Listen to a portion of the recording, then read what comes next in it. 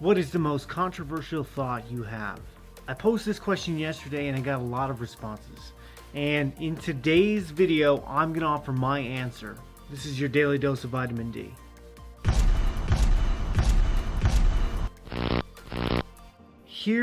I'm just going to get right to it. Here's what I think my most controversial belief is. I don't think we should judge other people so quickly.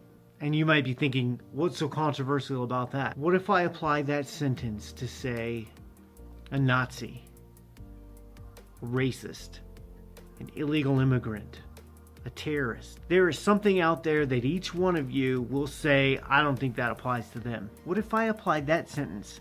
I don't think we should judge other people so quickly to someone we believe to be a monster. Before I get too far into this, I think it's important to be crystal clear about one thing.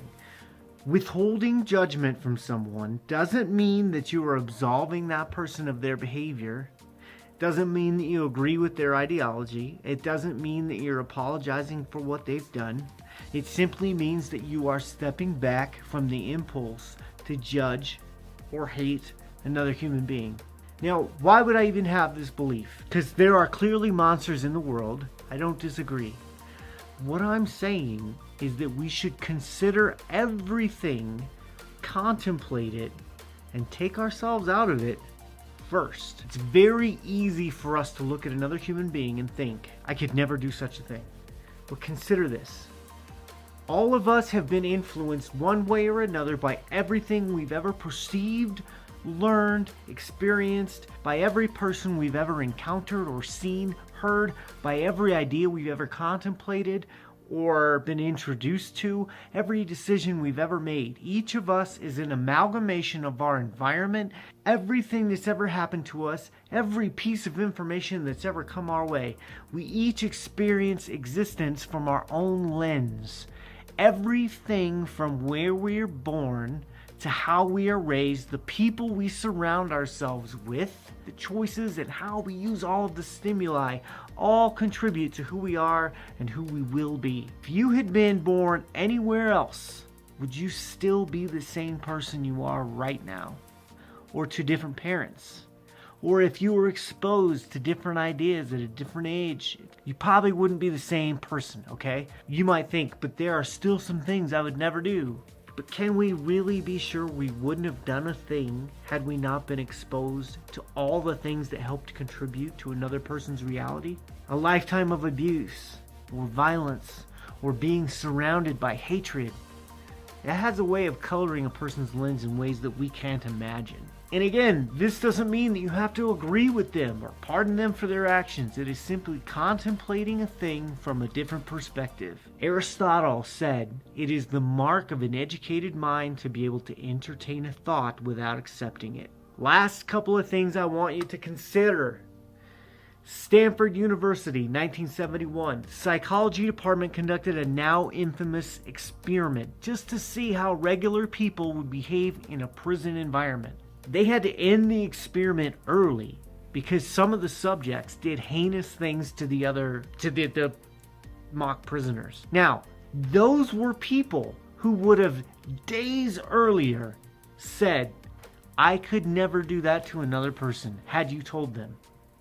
Mind you, it only took days in this environment to facilitate that kind of behavior, and it was totally unintended. They did it on their own, naturally, based on the environment. That's not a lifetime like some other people experience. Or how about Yale University? Beginning in 1961, psychologist Stanley Milgram conducted a series of experiments and discovered that otherwise ordinary human beings were completely capable of subjecting other humans to horrific levels of pain simply because they were told to by someone they viewed as an authority figure. People who woke up that day probably would have said, I could never do that to another person. Now, there's also a show right now on Netflix where mentalist Darren Brown, he's big in the UK, he performs an experiment to see if he can convince people to literally push a man off of a building. I'm not going to give spoilers away, but you're going to want to watch that. In a matter of just a few hours, he convinces some people to do some things that they would have never said that morning.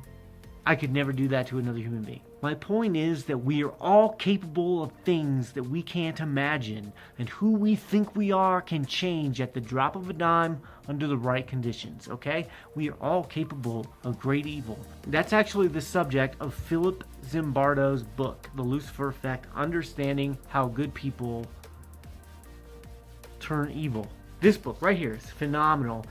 And by the way, Philip Zimbardo was the psychologist in charge of the Stanford Prison Experiment. He spent his entire life after that trying to understand what went wrong, and this book is the culmination of everything that he's learned about how good people do evil things. Don't be so quick to judge people, okay? Withholding judgment doesn't mean you're complicit in their behavior. It simply means you can contemplate things from different perspectives and contemplate even yourself.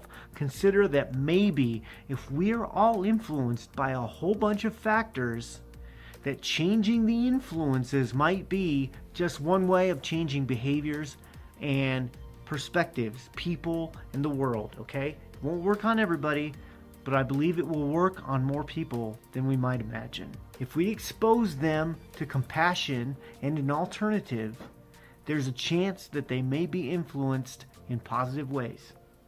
But if we judge others harshly and refuse to lead them to an alternative, we guarantee that they're probably going to stay the same or be resistant. Contemplate. Had you been born under the same circumstances, things might be a little bit different, okay? That's it for today. I think that's my most controversial belief, is that we shouldn't judge even the most heinous of people, because we can't possibly understand everything they've ever been through. Like, share this video. Sorry it was a little longer than usual. I had more to say. Lastly, go to YouTube and subscribe. Subscribe to my channel on YouTube because I need to quit my job at Hooters.